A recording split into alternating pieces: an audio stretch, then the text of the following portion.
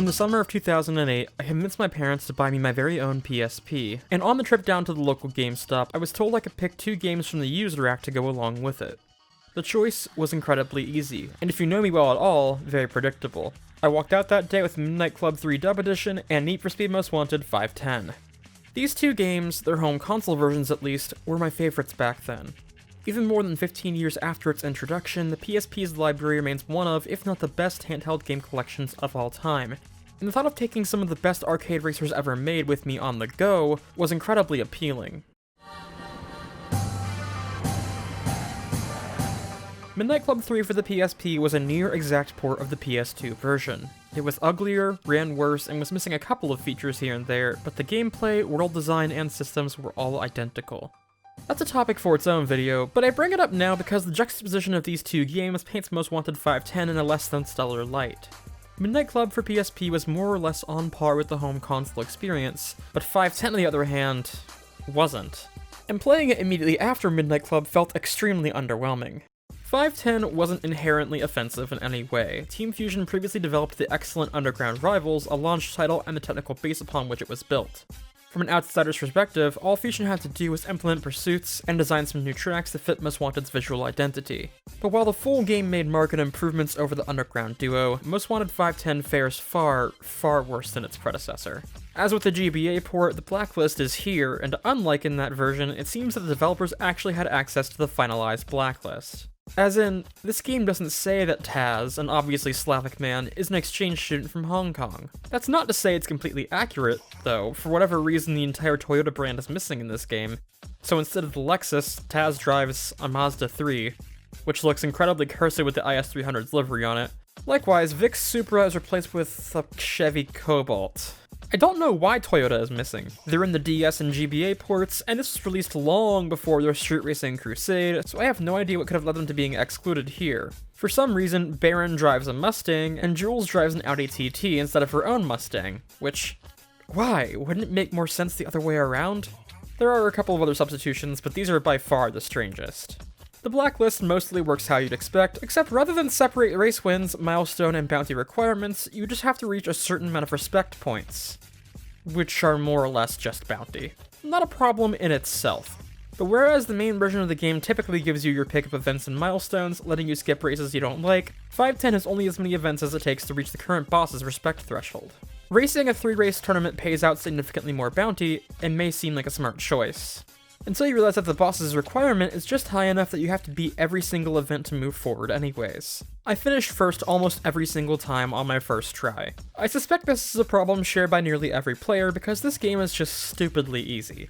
In contrast to the actual Most Wanted, which is rubber banding strong enough to ruin speedruns, opponents in 510 seem unconcerned about their pace.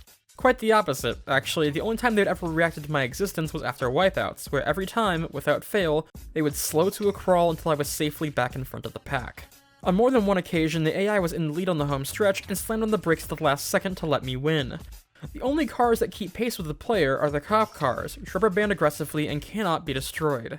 Occasionally, you'll be offered a chance to get bonus respect by escaping a police pursuit within a given time frame. Except, it seems to let you evade them even if you're right next to the cops, and even if it didn't, the extra respect points are a joke, and I'm supposed to gamble all of them for an amount that, as established earlier, is completely useless. When the only sources of difficulty feel like something's broken rather than legitimately challenging, it's a sign that something is fundamentally wrong with how you've balanced your game. It's not horrid by any means, it's just boring. I just kind of hold the gas and eventually win the race. Not unlike the run for Wii. Rockport and its boroughs are gritty, grimy, and suspiciously perfectly engineered for street racing, yet somehow the world is still believable. 510's rendition does a good job of replicating Rockport's appearance, but the world is too sparse, and doesn't help that the game's tracks consist almost solely of wide, 4-way intersections and empty highways, with the occasional fork. Don't type that comment yet, I'll get to it. That duo may be pulled directly from Most Wanted's playbook, but that book is far thicker than 2 pages. Camden Beach has boardwalks, trailer parks, and parking garages. Rosewood has residential streets, bus stations, and baseball stadiums. And downtown Rockport has the Strip, the docks, the park, the precinct. Even when Most Wanted funnels you onto the highway, as it often does, each part of its world feels distinct and memorable. Rosewood's highways are wide, sweeping, and uncomplicated, because they're the first place a player touches after the prologue. Camdens are technical and rife with shortcuts, pursuit breakers, and obstacles, because midway through the game, you won't be down on power, and car control will be the next step towards mastery. By the time the player unlocks Rockport proper, they'll have both the skill and the cars to take on much less forgiving tracks that emphasize momentum and obstacle avoidance, but that are still overall built to accommodate the fastest cars in the game. That's the thing about Most Wanted's world. Its design works to facilitate its playability, personality, and plausibility. Because 510 lacks 80% of Rockport's features, it consequently lacks 80% of all three. The little that's left lacks the detail and interactivity that sell Rockport as not just a stretch of asphalt to drive on, but a real, believable city to drive in. I said earlier that 510 only features wide, uncomplicated highways, but I was incorrect. I wrote that impression after 4 or so hours of gameplay, roughly a third through the blacklist, at which point it was a true statement. In the game's early hours, 510 is no more complex nor impressive than its Game Boy Advance counterpart, perhaps even less so given the hardware. Despite several attempts to stomach the game further, I found myself quite literally falling asleep, controller in hand, because of how bland and unchallenging it was becoming. And it was at this point that I discovered 2 key reasons why this game just doesn't work, both to do with how it was structured. I realized that tracks with the complexity and variety the game so desperately needed were in fact present. They were just late game unlocks. By which point, all but a literal captive audience 2 days past their GameStop's receipts exchanged by date would have given up on the game. But even players who do make it this far won't truly be rewarded for their perseverance. The few tracks technical enough to pose a challenge in this game are so horribly unsuited to the higher end cars in the roster that I willingly went back to my RX-8 to play them and discovered, holy shit, the first 6 hours of this game didn't have to consist of holding the gas and playing the road sign alphabet game. I could have been challenged to turn in cars that weren't capable of straight line speed. And on the flip side of this, the lifeless highways that had me dozing off in the Mazda were an absolute joy in the Carrera or BMW. This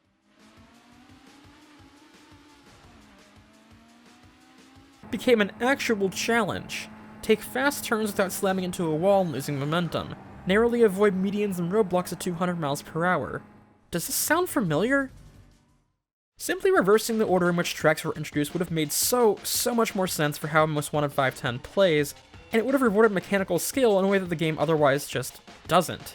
Thanks in large part to the other key issue of the game's progression. Like in Most Wanted, performance upgrades and cosmetic modifications are the primary things the player will be spending money on. Also like Most Wanted, new cars are unlocked after the completion of each level's boss race. But as far as 510 is concerned, this is where the similarities end and the problems begin. Believe me, this game has no shortage of problems, but I've been able to narrow it down to just 5. Problem number 1, fewer cars means longer stretches between car unlocks. Problem number 2, performance upgrades are not unlocked through boss races, but instead one at a time through normal races, and you're never told which events unlock which upgrades. Problem number 3, there is as many as 5 or 6 upgrades in each category, which is absurdly many for a game with its little content. Problem number 4, presuming you win your races, and you will provided you don't nod off and crash into a telephone pole, the game will bestow you with enough cash to buy every upgrade as you unlock it, and still have tens of thousands of dollars left to spare, with nothing to spend it on. Meaning that no matter what choice the player makes, the economy will always break in the same exact way. Asterisk. This is the point at which I realized what the developer wanted me to do. Bored out of my mind, and with nearly $100 burning a hole in my pocket, I bought one of the very few cars I unlocked by the time I was racing Earl, the Mustang. I went to upgrade it and discovered that almost all the upgrades I earned from my RX-8 were once again locked for the Mustang. So I drove it as it was, and the AI managed to put up a fight, if only because the car handled like shit without any chassis upgrades, but nonetheless, I was being challenged instead of running away from the pack. 510's solution to game balance was to throw enough money at the player and severely limit what they could do with it in hopes that they would continually purchase new vehicles instead of committing to upgrading just 1 or 2 like they would in the real game. Problem number 5, this isn't fun. If the tracks were introduced in the proper order, this would be fine. If the cars were unbearably slow until the tracks no longer necessitated speed, this would be fine. If the economy didn't perpetually give me nothing to work for or look forward to, just like in real life, this would all probably be fine. But if I, a glue-eating idiot from Duval County, can put in a money cheat, play the game for 10 minutes, then point out exactly what's wrong with it, and propose a fix that would consist of little more than swapping which tracks are played when, and dropping a 0 from reward amounts, well, there really is no explaining how Most Wanted 510 came to be the disaster it is. Or at least there wouldn't be if Underground Rivals didn't exist. See, Underground Rivals launched in the United States alongside the PSP itself in March of 2005, with Japan getting the game a month earlier. Most Wanted 510 released on November 15th of the same year, day and date with its namesake. That's That's only 8 months. That is not a lot of time. I won't act like this is unprecedented for handheld game development, but it's evident that the handheld teams at EA were being put through an even worse meat grinder than Black Box themselves. These were supposed to be implemented in both Underground games, and were repeatedly cut because they couldn't be implemented in time. Team Fusion were given 8 months to do what Black Box took 3 years to do, with a higher budget, larger team, and on better hardware. So much of 510's reused content that it ceases being funny and instead becomes worrying. I can't be certain, but I suspect there isn't an original course here. Nearly all of them are ripped from Hot Pursuit 2 or one of the Undergrounds. If the devs had so little time they had to spend it prettying up old tracks instead of designing new ones, it makes sense that they aren't suited to Most Wanted structure and gameplay. The feeling that the driving model doesn't match the track design is entirely logical. They were designed for entirely different games. Most Wanted 510 looks fantastic, perfectly capturing the full game's atmosphere, piss filter, and all. Technically, visually, and conceptually, Team Fusion knocked it out of the park. This could have easily been an excellent translation of Most Wanted. And if the PSP didn't have so many excellent PS2 quality ports and original games alike, 510's shortcomings could be chalked up to the consequences of being a handheld port. But the Burnout, Midnight Club, and Grand Theft Auto games on the system prove that 510 could have been much more if EA had allowed it. Given the right opportunity, Need for Speed on the PSP could play as good as it looks. Hell, it already had before. But the PSP lived for a long, long time, and there would eventually be plenty of opportunity for EA to get it right.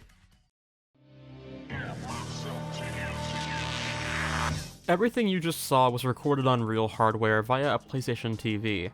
If you know me at all, you know I prioritize using real hardware as much as physically possible, especially when reviewing old games. This is an endeavor that's eaten up a lot of time and money over the years, as getting good capture quality out of hardware that predates HDTVs is no small feat. So far, I've figured out solutions for pretty much every console in my arsenal, except for one. Nintendo DS games are very difficult to capture, but they don't emulate perfectly, and even those that do, play differently without a real touchscreen and second display. With that in mind, I'm setting up a Patreon stretch goal to pick up one of the few DS capture cards still available. I couldn't justify this purchase on my own, but I really want to preserve and give my take on DS games the way they were meant to be played, and with this piece of hardware, I can cover games like Call of Duty, Need for Speed, and more that I otherwise couldn't. If you want to see this happen, as little as $1 a month can be a huge help towards making it a reality. Either way, thanks so much for watching and supporting. Pre-facelift RX-8 or post-facelift RX-8? Pre-facelift, the post one looks too sharp and sterile. How many hit points do humans have? Ask Brian David Gilbert. Top 5 tracks in the licensed OST from Most Wanted.